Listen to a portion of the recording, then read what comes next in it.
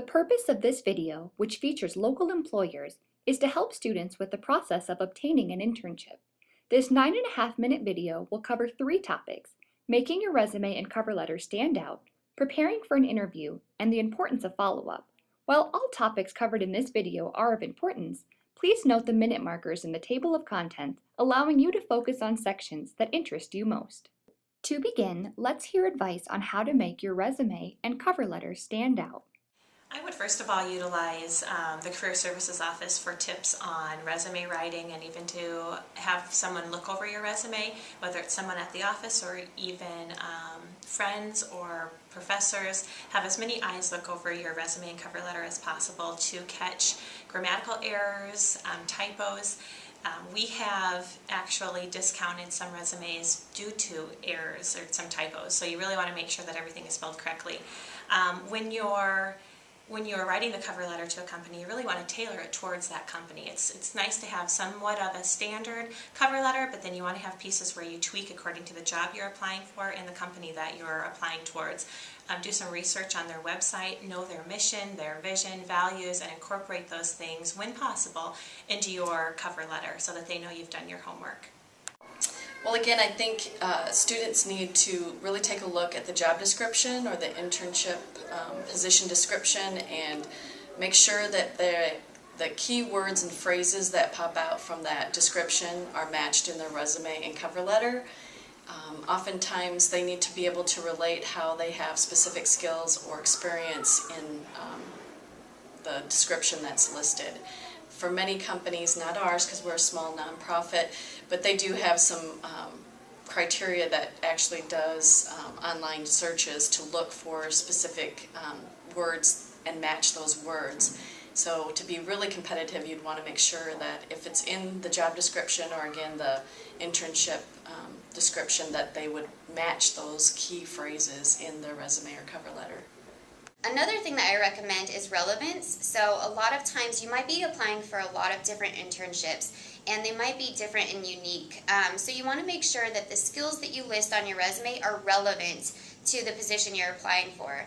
When it comes to your cover letter, you want to make that as personalized as possible. So employers or hiring companies, they can spot a cookie cutter cover letter from a mile away. So you really want to personalize it, tell them why you're interested in the internship at their company, and even identify something that you may have seen online to mention and show that you've done your research and that you really do want to work for that company. I think the main thing is that they need to be clear and concise without some desktop publishing kind of things happening, strange fonts, strange margins, those kinds of things are really help to, if you eliminate those things, it helps to make the resume a lot more readable. To review, be sure to proofread your resume and cover letter to ensure there are 0 errors. Next, make sure to tailor your documents to the organization and position for which you are applying. You can do this by inserting keywords from the job posting and the organization's web materials. Along with tailoring to the organization, be sure to only list skills and experiences that are relevant to the position. Most college resumes are 1 page in length. If you have more than what fills a page, choose only those sections that match your desired position.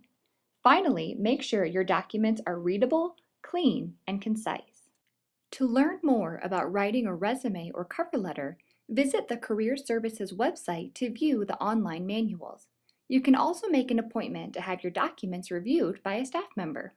Once you have crafted a quality resume and cover letter, you will likely receive invitations to interview. For our next topic, we will learn how to prepare for the interview and how to dress. So a couple of things in preparing for an interview that I find are very important. One, look at the organization's website. Make sure you have at least a base understanding of what the organization does. You may not know what that internship specifically will be doing, but you should have a good sense of the organization. Second, dress professionally. There may be some positions that are not super corporate, that you're not dressing in a suit, and that's fine. You can dress appropriate for the organization, but it should always be very clean and professional. So if you have any sense that you might be underdressed, overdress before you'd underdress. Research your company, If you know the name of the person who's going to interview you, go on to LinkedIn and research that person so you know a little bit about their background and what they do.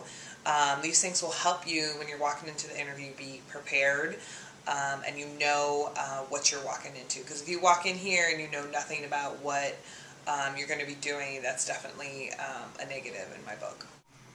Well, when it comes to dress for an interview, professional dress is very, very important. You should look at the field that you're in and what is going to be required. What is the dress for? Is it business casual? Is it formal? Is it suit and tie? Those kinds of things. But I think more importantly, though, to prepare is to have good questions and to know what you're applying for. What is the job? The thing that I usually don't want to hear is that I can do everything for everyone at any time, because that's just not realistic. One of the best ways to prepare for an interview is to practice. If you think of any skill you have, it came with practice, and interviewing is no different. You can make an appointment to have a mock interview with myself or any of the staff members in the Career Services office. Doing a mock interview allows you to practice what you're going to say, to build your confidence, and to get any of those mistakes out of your system before they count. To review, you can prepare for the interview by researching the organization to which you've applied. You'll want to key in on their mission and vision statements, values, recent accomplishments, and current projects. You might also look up a few of the organization's employees on LinkedIn to learn more about their backgrounds. Next, come prepared with a list of intelligent questions for your interviewer. These questions should show that you desire to know more than what one can find by a basic web search. They should also turn the interview from feeling one-sided to being a two-way conversation. Also, be sure to practice. Whether it is with an online webcam program, with a roommate, or with a Career Services staff member, a mock interview is of high value and importance. Finally, be sure to dress professionally. You'll want to wear what would be expected of a professional in their best day of work. If you have any questions about the appropriateness of your outfit, make the necessary changes to feel both comfortable and confident. To wrap up this video, let's learn about the importance of follow-up after an interview. A follow-up or a thank you email is very important. It sets you apart from the other interviewers. I tend to interview probably about 4 or 5 interns for the one position that we do have here, and really sets you apart if you send a thank you note, because it shows me your compassion and that you really care, and you really respected my time, the time that we have taken to spend with you and help you learn as well. I think a follow-up thank you note helps to make an applicant stand out from the others because not everyone takes the time. Additionally, I actually think it's a nice step if you take it further by doing a handwritten note.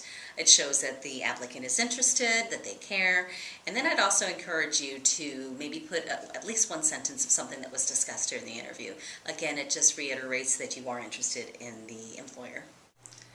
What's nice about follow-up after the interview is it keeps you front of mind with that individual, but it also shows a level of professionalism. Is it critical? No. Is it helpful? It really can be. So think of that thank you as a chance for you to just reinforce a positive attitude that you left, or a positive impression that you left behind. And you might even have an opportunity with that thank you letter to point out something that maybe you wish you'd pointed out in the interview. To review, a follow-up thank you will set you apart from other applicants. You can follow up through a professionally written email or take it a step further and write a handwritten note. You'll want to be sure that you don't simply thank the person, but instead include points about your takeaways from the interview, your continued interest in the position, and possibly areas you wished you would have touched upon. The follow-up should help the employer remember who you are so you can stay at the front of her mind. Henry Hartman once said, "Success is when preparation meets opportunity." To successfully land an internship opportunity, you must take the time necessary to craft quality documents, polish your interview skills, and show genuine interest through follow-up. If you'd like to learn more about any of these areas or gain assistance during your application process, please call or email the Career Services office to make an appointment. Best of luck applying for your invaluable internship experience.